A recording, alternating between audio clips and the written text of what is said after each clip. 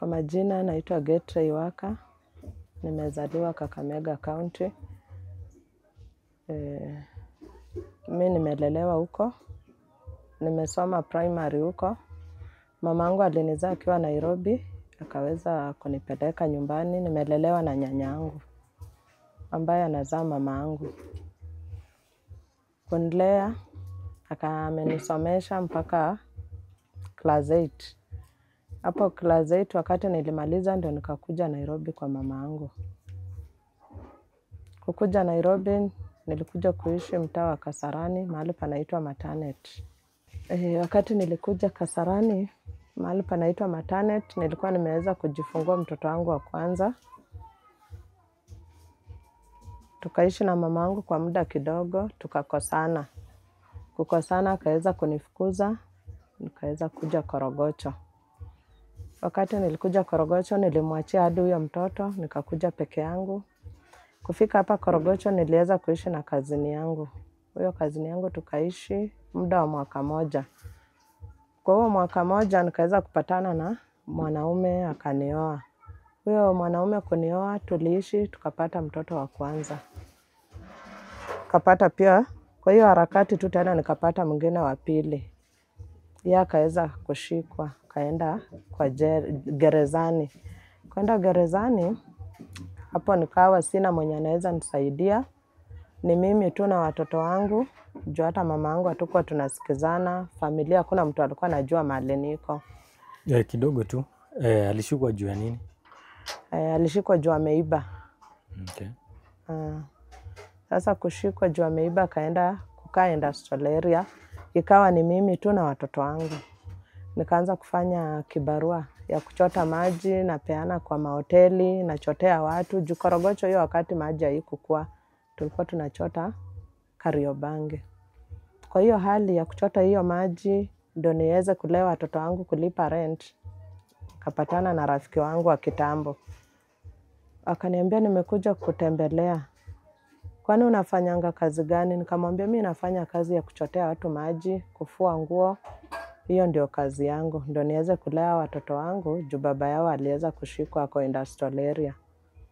Kwa hiyo wakati akaniambia hapana, hii kazi ni mzito sana. Mimi nina kazi huwa napea wamama. Na hii kazi ni ya kwenda kwa makanisa, unaweza? Nikamwambia kama utanielezea nitaweza. Akanielezea, akaniambia kuna miujiza watu wanafanya na si wamama peke yao, hadi wanaume. Nikamwambia ukinielezea nishike, nitaweza kufanya.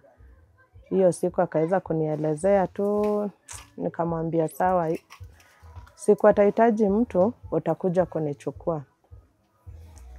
Akaenda, kesho yake ikafika, akaweza kukuja tena. Akaniambia ameitishwa watu Kayole na wanaenda kufanya miujiza 2, 3, utaweza? Nikamwambia ukinielezea nitaweza. Ukweli alinielezea kwa siku ya leo miujiza iko ni ya mama ambaye hajaipata mtoto na hajaizaa, na wanasumbuana na nani? Na bwana wake, na hata damu ya mwezi hajaipata. Nikamuuliza sasa hiyo nitafanya aje ndio hiyo miujiza ionekane iko real? Akaniambia nyamaza nikuelezee. Akaniambia nitaenda Kiamaiko, ninunue damu, nitakuja nayo. Na wewe utafute baika ile iko na mfuko. Nitakuonyesha venye utaweka. Nikamwambia yeye nitajaribu. Ukweli alienda, akakuja na damu, nikaweza kuweka. Akanionyesha venye itawekwa, akabeba kwa bagi. Damu ni ya nini? Damu ni ya mbuzi ambayo nitaweka saa miujiza, ndio watu wajue ni ukweli pastor ameweza kufanya miujiza. Okay. Akaenda akaleta, nikamuuliza na niko na mtoto mdogo ananyonya, na hii mchezo naenda kucheza, si wataona niko na mtoto? Akaniambia hapana, mimi ndio mama ya mtoto wako leo. Tuliweza kuenda Kayole, tukafika kwa kanisa, akaniambia tutapita. Hiyo mlango nitakuonyesha ndio utaingia, na ukiingia choo iko mkono wa right. Na hii damu ukishafika kwa kanisa ndio utaingia kwa choo ujipange. Yeye alipita na mtoto, hatukuingia naye pamoja. Akaingia, mimi nikaingia kwa choo, nikachukua hii damu, ilikuwa na mfuko ya zipu iko hapa kwa baika, nikaweza kuweka. Nikaingia nikaenda kukaa tu mahali mbele. Hata watu wakiimba, mimi nimekaa tu juu naweza dance imwagike juu ni kitu sijaifanya. Mimi ndio huyo nikakaa, watu wakaimba, nabii akakuja. Nabii mwenye anakuja kufanya hiyo miujiza hata simjui. Lakini aliniambia venye ataingia. Kuingia nabii akashangilia, akasema leo ni siku ya miujiza. Na hiyo miujiza kuna mtu amehangaika hata hawezi ishi na bwana yake, amepigwa, amefukuzwa juu ya kukosa mtoto. Kama wewe ni wa hapo, tarajia muujiza leo. Kweli mimi nikajua kazi yenye nimepangiwa tayari ishasemwa. Tukakaa nabii akaimba, akahubiri, akamaliza kila kitu. Sasa akasema ni wakati wa miujiza. Akaongea. Tuliamka wamama 3. 2 ni wa hiyo kanisa, si kujua kama ni wa hiyo kanisa ama ni kama hii kazi mimi nimepelekwa ndio nilipwe 500. Niliamuka tukaenda hapo mbele, pastor akaomba, akatupaka mafuta, akakemea, akafanya nini, nilianguka chini. Kuanguka chini, mimi na toothpick yangu iko wapi kwa mfuko yenye itatoboa hii damu. Kweli nilianguka hapo chini, nikiumwa na tumbo, nikazunguka. Sasa nimeshikilia tu tumbo. Kwa dakika kidogo ile pastor anahubiri akisema tarajieni miujiza nini, ndio hiyo nikatoboa.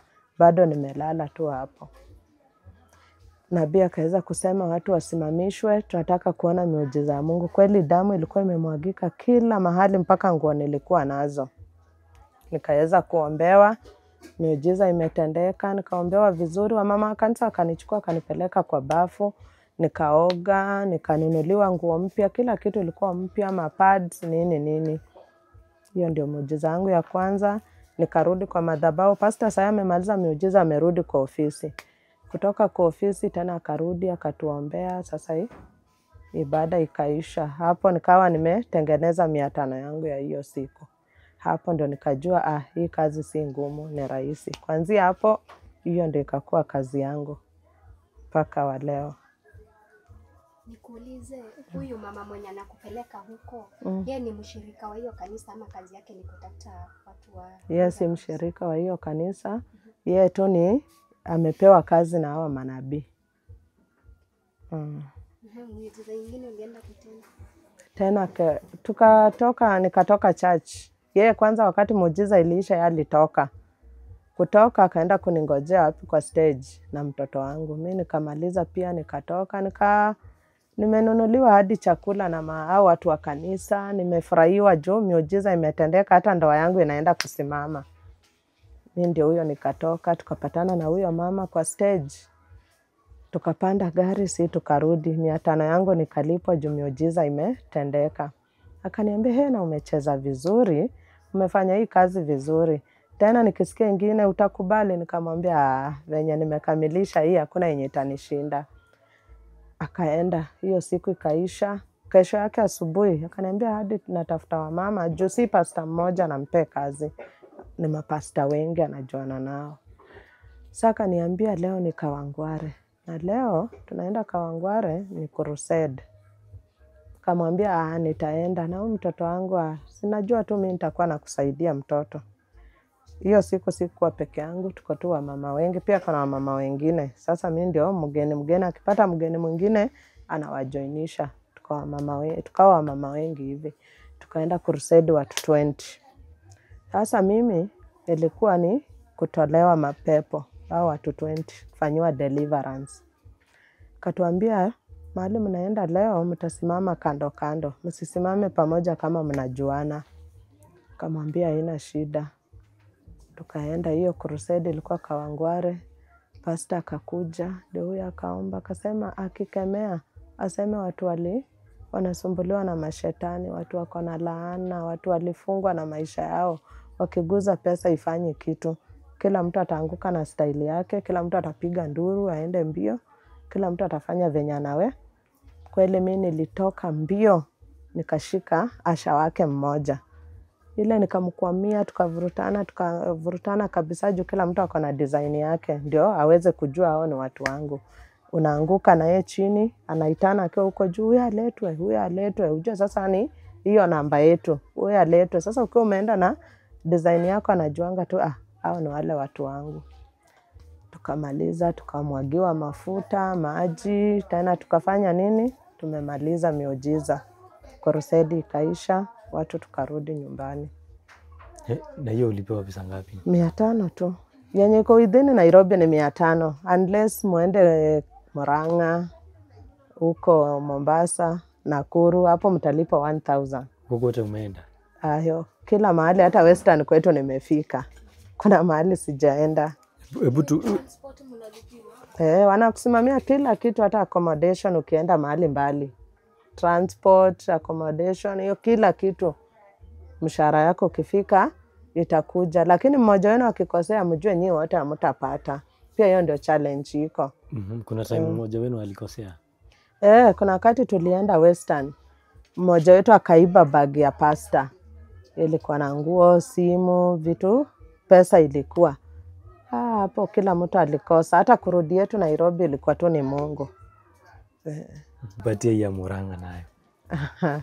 Ya Murang'a nayo ilikuwa nawaambia, hiyo ilikuwa hatari sana. Tulitoka hapa, huyo mama akakuja akatutafuta, tukiwa mama 5.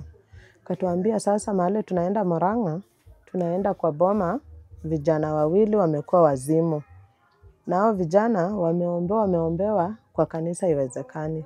Sasa wazazi wao wanataka, nabii amewaambia lazima aende afanyie nini nyumbani ndio watoe hiyo laana zote ziko kwa hiyo boma, madawa zilipandwa hapo nini.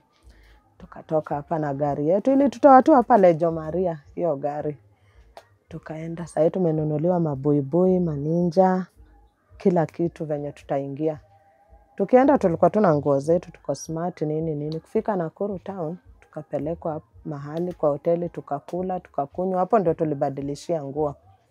Sasa tukafunga hadi ninja, huwezi tuona kwa uso. Hata viatu, kuwa na ile kiatu, ukienda sarakasi zako isibaki. Tukaelezewa venye tutaingia, kweli hatukuingia na njia. Pastor wakakuwa manabii, watu wake, hawa madhinjeri, sijui wanawaita madhinjeri ama nini, hawa wakuongea kwa mandimi. Wakakuwa mbele na nabii, si tukakuwa nyuma. Hawa walipitia geti ya mbele, si tukaonyeshwa geti ya nyuma. Kuingia, nabii wakaingia, wakaomba, huyu mama ametupeleka, yeye anatembea na nabii. Kaingia na yeye, sasa ndiye alikuwa anatusignal ingieni hivi. Wengine waingilie mlango fulani, wengine fulani. Akwambia tuliingia, tukapata chakula zimepikwa, zimepangwa hapo, wageni kweli boma imejaa hivi. Hao wazimu wamefungwa wako hapo, mwingine hata hana shati. Sasa juu mimi ndio niko chap, huyo nabii akasema, unaona huyo tumeenda na yeye mahali kwingi sana, naonanga yeye ni sharp. Yeye ndiye atakuwa ananikaribia venye na muelezea, akianza pia nyinyi mfanye. Nakwambia waliomba. Tukiingia sasa watu wanaomba, wamefunika, wanaomba, wenye kuongea na ndimi wanaongea.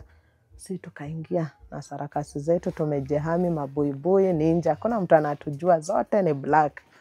Nakwambia niliingia, tunapiganisha hapo, tunaokota vitu, tunatupa juu tumeambiwa tuokote manguo, masufuria, kila kitu utapata mbele, okota mkitupa. Tukaokota machakula, tulimwaga. Mzee wa hiyo boma alisikia uchungu.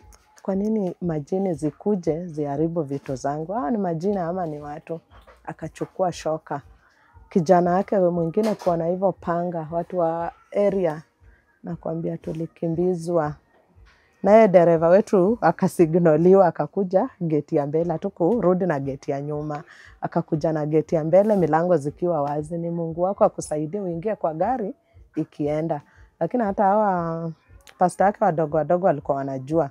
Hao ndio walitusaidia kuturusha kwa gari wakiomba. Wanajifanya wanakemea ziende, lakini wanaturusha kwa gari. Tulisimamia Murang'a town.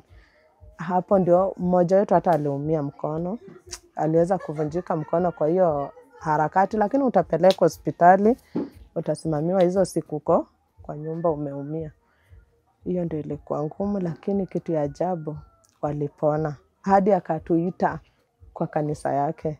Tulienda mara 2 tu, tuende tuone kazi tulifanya. Hao vijana walipona, mpaka sasa nakutananga nao, nasema kweli Mungu ni wa ajabu. Juu tu venye si tuli act, hiyo imani ikawaguza, walipona wako. Ndio hiyo safari ya Murang'a ilikuwa hivyo tough, lakini kitu tuliendea ilifaulu. Na hii ya Mombasa? Ya Mombasa bado tu ni huyo msichana wa hiyo boma tu yenye tulienda hiyo ya Murang'a. Sasa huyo msichana ndiye alikuwa anatuma majini ziharibu mabradha zake. Juu ana pesa, ana vitu, yani ni mtu ana mali. Huyu nabii akamwambia, hii mali uko nayo, hii si ya halali, uliipata kwa njia mbaya. Na tunataka pia nikuje huko Mombasa, lakini hii mali uliipata kupitia majini wa wapi? Wa Mombasa, wa baharini. Na nataka kwenda kuweka ibada hapo kando ya bahari. Majini watatoka, pia watabeba vitu zao na wataenda na utaishi maisha mzuri. Tukatoka hapa tukaenda Mombasa, tuliwekwa vizuri, tukabaiwa bado manguo. Juu mimi sijui kuswim, si kusongea karibu na maji, mimi nilikuwa kutokea kando. Wenye walikuwa najua kuswim walitokea kwa maji. Saa ile ibada ilianza. Ibada ikaanza mzuri, wakaomba, wakaimba, wakafanya kila kitu. Saa hiyo walianza kukemewa, ndio sisi tukatokea. Kila mtu unabeba kitu umepata, hata kama ni koti ya pasta, hata kama ni kibeti ya mama, hata kama ni nini. Saa hiyo tunasumbua, walikimbia, waliacha huyo nabii peke yake hapo, ndiye alibaki na sisi. Tukisema gai huyo ako na moto. Huyo ako na moto, hatuwezi mfikia. Kama ametufukuza tumetoka kwa huyo mama, huyo ni hatari. Sasa kila mtu anaongea venye amekochiwa. Tukafanya hiyo sarakasi yetu ya Mombasa, ndio tulibeba hadi masimu za wamama, lakini baadaye pastor alisema turudishe, tukapea huyo mama, akarudisha, zikaenda zikarudishiwa watu wenyewe mahali walikuwa na ibada yao ya jioni ya nyumba. Si hapo tulikuwa tushamaliza sarakasi zetu, tukarudi mahali tulikuwa tumekombolewa nyumba ya kukaa, tukalala, tukapumzika hiyo, tukaanza safari yetu asubuhi ya kurudi Nairobi. Hapo umetengeneza 1000. Maisha yako ushamaliza kazi. After hapo tukarudi Nairobi, tumelipwa mshahara wetu. Joni siku 2, hiyo ni 2000. Tukakaa tena tukaalikwa Nakuru kwa kanisa. Sasa hiyo kanisa wanataka watoto. Mtoto hajai ongea, watoto hawajai tembea, watoto hawajai yani fanya kitu, mtoto tu ulizaa ako hivyo. Huyu mama akaniambia, juu uko na watoto wadogo, hao watoto wako tutawafundisha, si kazi ngumu. Nikamwambia watoto wangu wajua kitu nafanyanga, ati haina shida. Tutawadanganya, tutawabaia hii, tutawafanyia kitu fulani, juu wanahitaji, watafanya nini, watakubali na wataweka siri. Hata nina ukweli watoto wangu hawajai ambia mtu. Hata sasa ukikuja umuuliza atakwambia hapana, mimi hata sijui. Lakini tumeenda nao kwingi. Kijana wangu mwenye ako grade 6 saa hii, akawa yeye anaenda, hiyo wakati alikuwa ako grade 3 hapo tu. Anaenda hajai tembea. Aka kengine hajai ongea. Hata msichana wangu mkubwa first born pia hakuna mtoto hajaenda. Tukaenda nao Nakuru. Mtoto akapewa mama mwingine. Mimi nikabaki na huyu mdogo. Nakwambia mtoto alilalishwa kwa madhabahu asubuhi saa 1 juu tulifika mapema.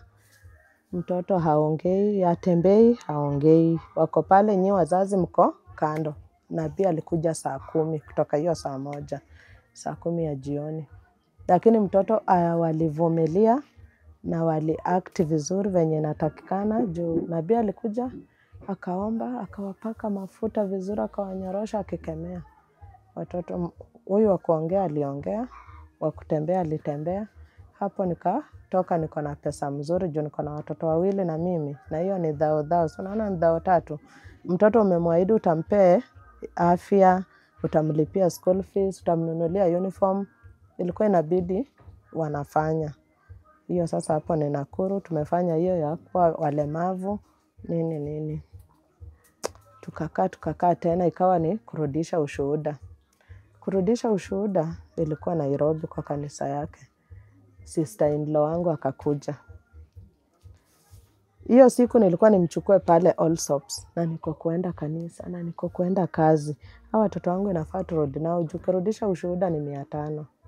Sasa si Nakuru, ni huko. Nikasema nitafanya aje asijue. Sitamwambia kitu. Acha nimchukue tu hapo Allsops twende na yeye kanisa. Yenye atasikia hii. Wakaitana wale watoto walipona, walemavu na wenye wako wanaongea. Wasimame kwa madhabahu warudishe shukrani. Mimi ndio siendi, amebeba huyu mtoto wangu mdogo. Nikamwambia leta huyu mtoto niende nirudishe shukrani. Akaniuliza, kwa nini? Nikamwambia wewe nyamaza, nitakwambia baadaye. Nikaenda kufika tu hivi. Juu sasa mtoto wangu nimeenda akikimbia. Na hiyo wakati nikiombewa, nilienda kusimama, nikasalimia, nikarudisha shukrani. Mtoto wangu aliweza kutembea. Nimemzaa baada ya miaka 3 hajawahi tembea, lakini nashukuru mtoto wangu alitembea na mpaka sasa anatembea. Nabii akasema mtoto apewe microphone atusalimie, mtoto ambaye katoto sijue watoto akumbuki kitu yoyote, akasalimiana tu Bwana Yesu asifiwe, kakapeana mic kakatoroka mbio. Huyu mwingine mwenye anatembea pia akasimama akaongea. Mimi sikuwa naongea, lakini niliombewa naweza kuongea. Pia mama alipewa akatoa hiyo ushuhuda. Kurudi huyo sister in law wangu ananiambia, na kwa nini hujai tuambia watoto wako na hii shida? Unajua bado tuko tu kwa kanisa tumekaa. Kwa nini hujai tuambia watoto mmoja ako anatembea mwingine ako anaongea? So unaona anko yao kutoka zaliwa hajai tembea. Kwa nini hujai tuambia pia sisi tumlete? Kweli wako na kijana wao mkubwa sasa yako 23 years hajai tembea. Mimi nikamwambia sawa. Juu watu wako hapo wamewafuata wengi kuwasalimia, mwenye anawasalimia na 100, mwenye anawasalimia na kitu juu mtoto alipona. Nabii amesema ukisalimia hao watoto ukiongea nao shida yako itaisha. Sasa watu wamewafuata wengi. Sasa ana insist. Nikamwambia nyamaza, nitakwambia. Kumaliza tu hiyo ushuhuda, mimi nikatoka na yeye na bag zake na watoto wangu. Huyu mmoja, huyo mwingine akabaki na huyo mama. Nikakuja nikamuelezea, akaniambia guy, hauogopi kufanya kitu kama hiyo? Nikamwambia siogopi. So naona tu ni kitu ya dakika moja na nimepata pesa, tunaenda na wewe kwa nyumba, hii ndio tunaenda kukula. Tukakuja na yeye kwa nyumba, ndio akanioja, akaniambia na watoto hawawezi ambia mtu. Nikamwambia hebu wewe waulize kama wanaweza kueleza. Aliwauliza hakuna. Watoto wangu mpaka saa hii ukiwakujia hawawezi kuambia.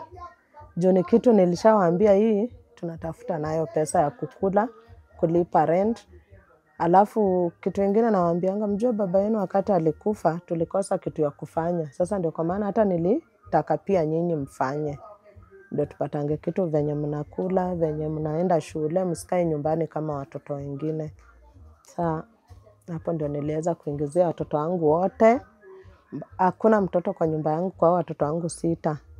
Labda haka kadogo nimezaa juzi ndio bado hajaanza kunini, lakini nishaienda juu niliombewa nikapata mimba, sikuwa nimeaiza tena. Na niko na watoto kwa nyumba 5. Sasa haka kadogo nikaenda niombewe nipate tena mimba. Nizae, sijaizaa kwa maisha yangu. Kupata mimba nikaenda kurudisha shukrani. Na nikazaa tena nikapeleka katoto kwa madhabahu, ndio huyo nilizaa na niliita pastor fulani. Hivyo ndio watoto wangu pia tuliweza tu kuingia kwa kazi moja. Tukaweza kufanya ndio tuweze kupata venye watoto wanakula, venye wanasoma. Juu hakuna kazi nyingine huku nje yenye mtu anaweza kufanya.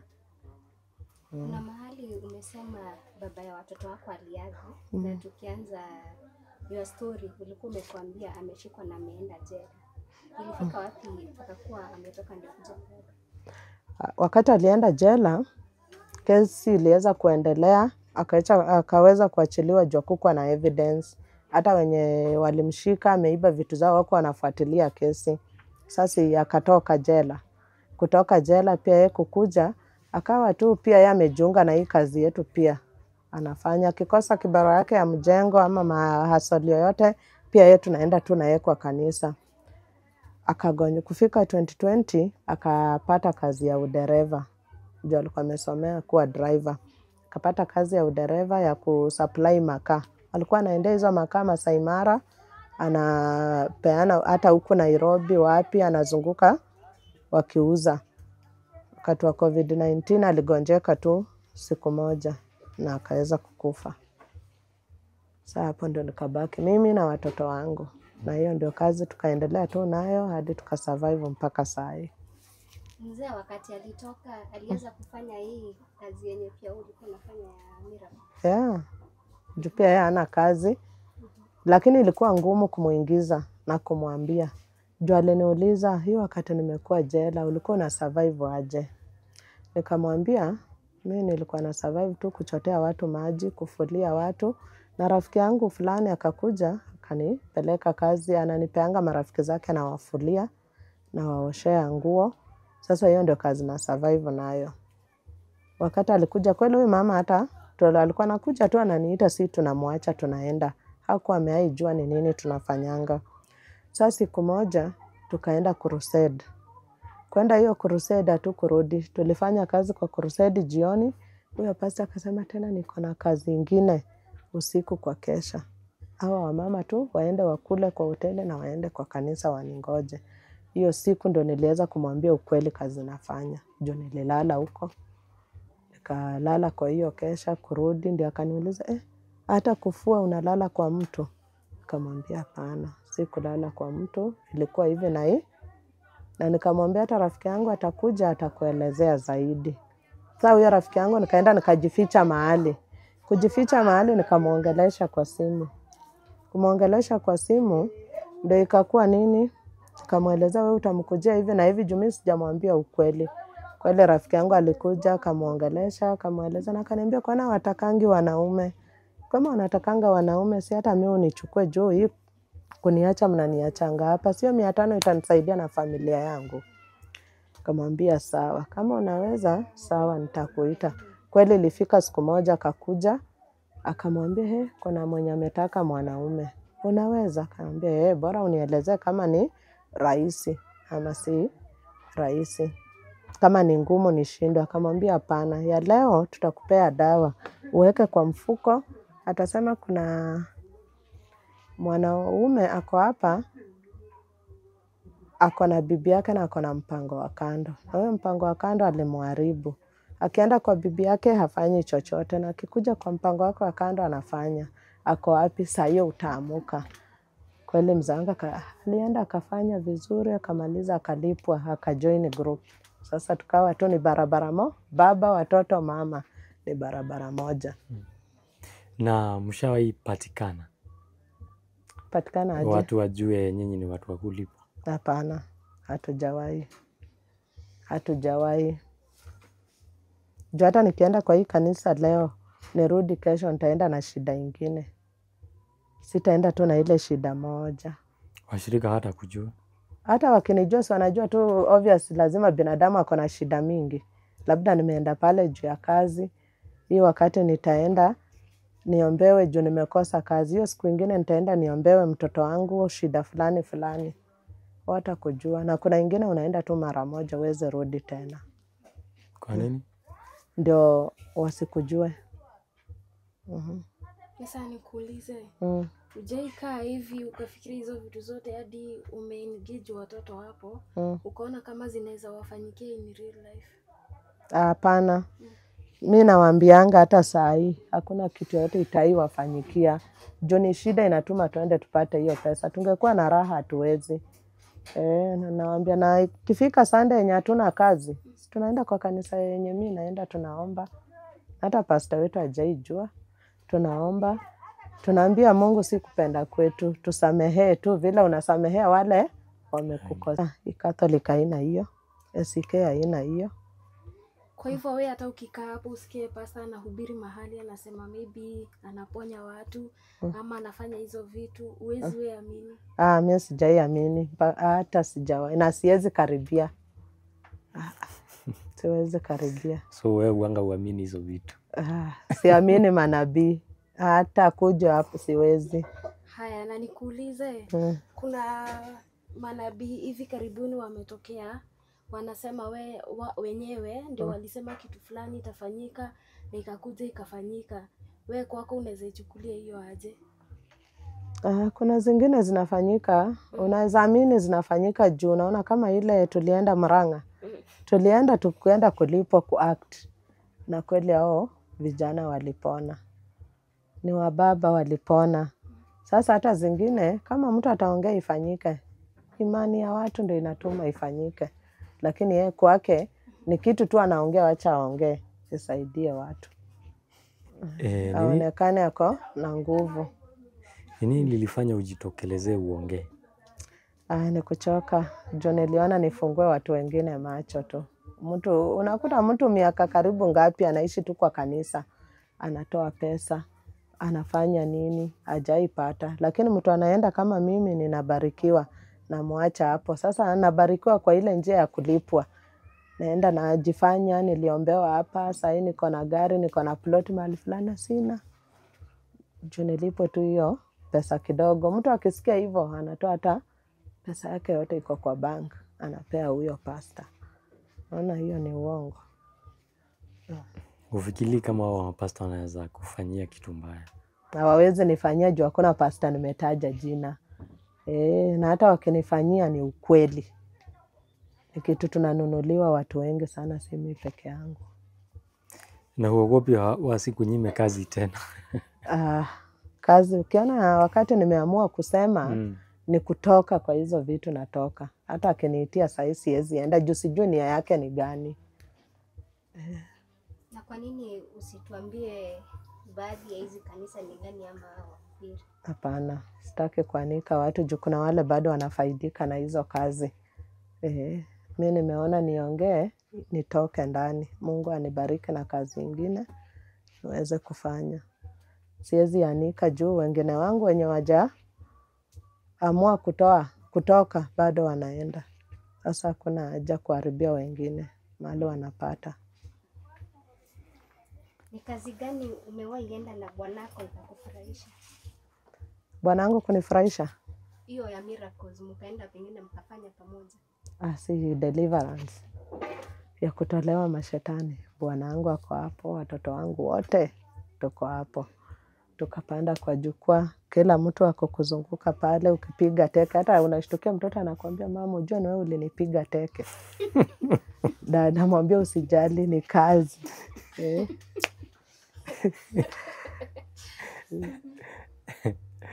Hiyo tu. Kazi mingi. Pale kwa jukwaa mko familia ama kila mtu kivyake? Hapa hatujuani. Hatujuani kabisa hapo. Gani ulifanya ikakuuma sana? Kaniuma kwa ndio nimefanya. Kazi nilifanya ikaniuma sana. Niliweza kwenda Kawangware. Nikawa nimepangiwa niweke kitu kwa mdomo. Na hiyo kitu ni chafu. Imefungwa, iko nywele, makaa, tuchupa tumevunjwa. Kuingia nimeweka kwa mdomo. Iko kwa mfuko, lakini wakati niliingia ninajifinyilia tumbo, hata naanguka chini. Naamuka, nikaamushwa nao ashas, nikaenda nikawekwa kwa kiti. Pale kwa kiti, unalia ukifinya tumbo, unapiga magoti, unatambaa nini. Nabii akakuja. Saa hiyo umeona nabii ametokelezea, kuna kamlango anatokelezeanga nako akikuja kwa jukwaa, nikarusha kwa mdomo tu venye niko hapo. Kurusha, nikafanya nini? Nikaweka kwa mdomo. Pasta alikaa, alihudumia watu wengine, na mimi nimeumwa muda mrefu. Ukweli alikuja, si ilikuwa akianza kuomba atanipe maji nikunywe. Atanipaka mafuta, nitatapika hiyo kitu kutoka kwa tumbo, juu imeishi muda mrefu ikinisumbua. Niliweka kwa mdomo kweli. Nakwambia nilipewa maji, nilikunywa tu ikiwa hapo. Mungu pia husaidia vitu zingine. Hata kama wewe una imani itafanyika. Nikakunywa maji, nikapakwa mafuta, nakwambia nilitapika, lakini haya nilitapika ya ukweli. Nilitapika mpaka nikaishiwa nguvu, hiyo kitu itoki. Dakika ya mwisho ndio ilitoka ikaanguka kwa hiyo matapiko. Ndio wakaanza kushangilia, kitu inamsumbuanga kwa tumbo imetoka. Hiyo ndio nilicheza yenye iliniuma kwa maisha yangu. Hawa ashas wanga wanajua kile kitu wanga inafanyika kwa kanisa? Hapana, hawajui. Hakuna mtu anajua. Ni huyo tu mama na huyo nabii peke yake. Na gani ulifanya ikakufurahisha zaidi? Yenye nilifanya ikanifurahisha, lakini bado ni ya kuhuzunisha. Kwenda nikiwa kipofu. Nakuru, nimeshikiliwa na bwanangu. Hiyo nayo tulicheza tu kama couples kawaida, hajakufa. Akanipeleka, niko kipofu. Sasa unajua macho kikaa hivi inachoka. Nainama kidogo hivi, nafungua naangalia vizuri, naangalia tena narudi. Nakaa hivi. Hiyo ndio niliambiwa nikaona na ilinifurahisha. Juu haikuwa ngumu. Lakini nilifanya muujiza wangu vizuri. Wewe kama binadamu usikiangi ukiwa guilty kwenda kudanganya washirika kwa kanisa ati kuna miracle zina happen kwa kanisa na ni mambo ya uongo? Hiyo ni mwanzo. Ukishazoea kuna big deal. Hiyo ni kitu kidogo. Kwanza unauliza, usipoitiwa hiyo miujiza, utauliza kwani siku hizi ulinisahau? Juu hiyo uoga iliisha. Utaenda ufanye. Juu unaenda kupata pesa. Sasa hakuna uoga mtu ako na. Ikiwa mtoto anaweza fanya na arudie, akuwe leo pale, aende pale. We mtu mkubwa utakuwa na guilt kwa nini? Na ni kitu sasa umezoea. Unaweza ambia aje washirika wenye wanaendanga kwa hizo makanisa? Washirika wanaenda juu hawajui. Lakini ninawaambia tumefanya miujiza kwa miaka mingi. Toka 2019 ndio kitu nilianza kufanya. Ninawachanua tu imani, lakini imani yako itakuponya tu. Hata kama tunaenda kudanganya, tunaenda kufanya nini, kuna wengi wanapona. Bora imani yako tu ndio itakusaidia. Sanya mko kwa nyumba na watoto wako, huwa mnaongelelea hizo vitu ama mkitoka kazi hiyo imeisha huko nje? Hata jirani asijue, hatuongeleleangi. Hatuwezi ongea. Kwa hivyo hata majirani wako hawajui kazi? Hawajui. Na watu wa familia? Hakuna mtu anajua. Hakuna hata mtu mmoja hivi anajua. Labda watajua juu kupitia hizi kujitokeza niongee. Lakini hawajai jua kitu ninafanya. Watoto hawajai kaa chini na mtu amwambie. Kwa sababu ulikuwa umesema ati ulikuwa umeenda huko kwenu. Hakuna watu walikujua huko? Nilienda huko, lakini tulikuwa, unajua mimi ni wa Kakamega, tulikuwa tumeenda Vihiga. Na hata ukipatana huko mtu anakujua, hata hizi za hapa Nairobi, unaenda unapatana na mtu anakujua vizuri, lakini utakataa. Hata akikusalimia si wewe.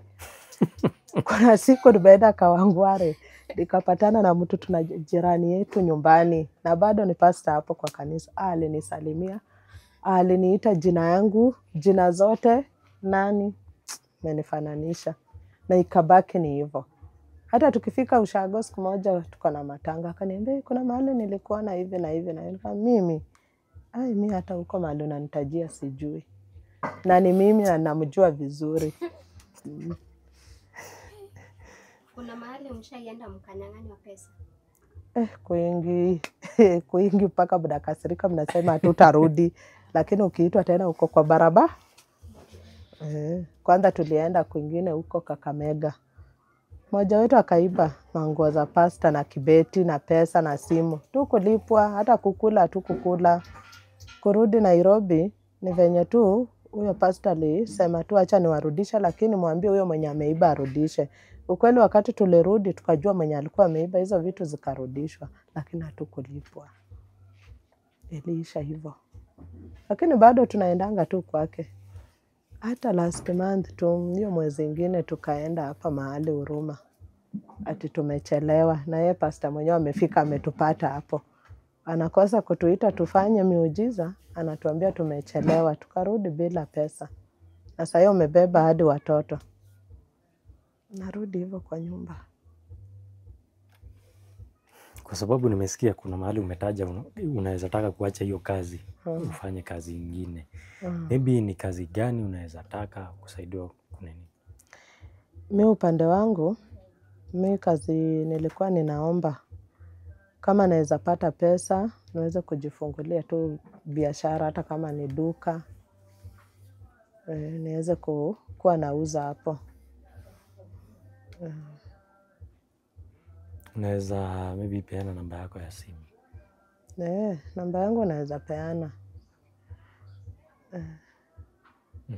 Namba yangu ya simu ni 0720 008808. Majina ni Getray Waka. Kando na hizo miujiza mlikuwa mnafanya, maybe umewahi shuhudia hii ya kichawi, miujiza ya kichawi? Kuna wakati tumeenda na rafiki yangu mahali, yeye akawa ni mgonjwa kabisa. Akakombolewa kanyumba, yeye ni mgonjwa na mwingine akawekwa kama mganga. Sasa hawa watu si wote tuna act. Huyu nabii, huyu mgonjwa kapelekwa kanisani. Akaombewa, ikawa mwenye alimroga ni fulani jirani wake. Juu ilikuwa tu ploti moja. Tukakuja nao kwa hii nyumba ya huyu mgonjwa, akaombewa, akaambiwa mwenye anakufanya, mwenye amekuroga ni fulani na vitu zako ameweka mahali fulani. Tukaingia kwa hiyo nyumba ya next. Huyo ndiye alikuwa mchawi, wakatoa manyungu zimewekwa mavitu, damu zilimwagwa kwa mikebe, wamefunga vitu wameweka hapo. Hiyo ndio nini walimweka hapo, asione nyota yake, agonjeke tu hivyo mpaka akufe. Hata akienda hospitali ugonjwa wake onekana. Mshaienda mahali mkapatana na zile majini real? Tujai. Majini real sijai. Sijawahi enda mahali pa majini real. Hata hiyo Mombasa tulienda tu kuona hizo jini real. Ni sisi tu tulikuwa majini. Maneno yako ya mwisho kwa mwenye anakutazama?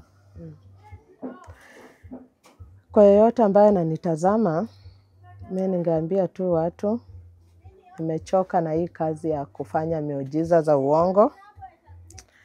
Ningeomba mtu yote mwenye anaweza nisaidia. Hata wakiniitia kazi naweza fanya. Na mwenye anaweza nifungulia biashara, niko tayari kufanya biashara. Juu hii kazi si mzuri.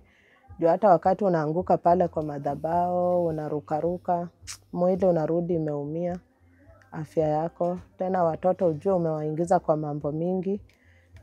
Ndio naomba tu mtu yoyote mahali yako mwenye anaweza nisaidia. Nisaidie niweze kufungua duka. Niko na msichana wangu firstborn, amemaliza university. Alisomea IT, diploma. Hata pia yeye bado tuko tu na yeye hapa, ameenda kutafuta kibarua. Hata kama mtu yote anaweza mpea kazi, pia nitashukuru. Haya, asante.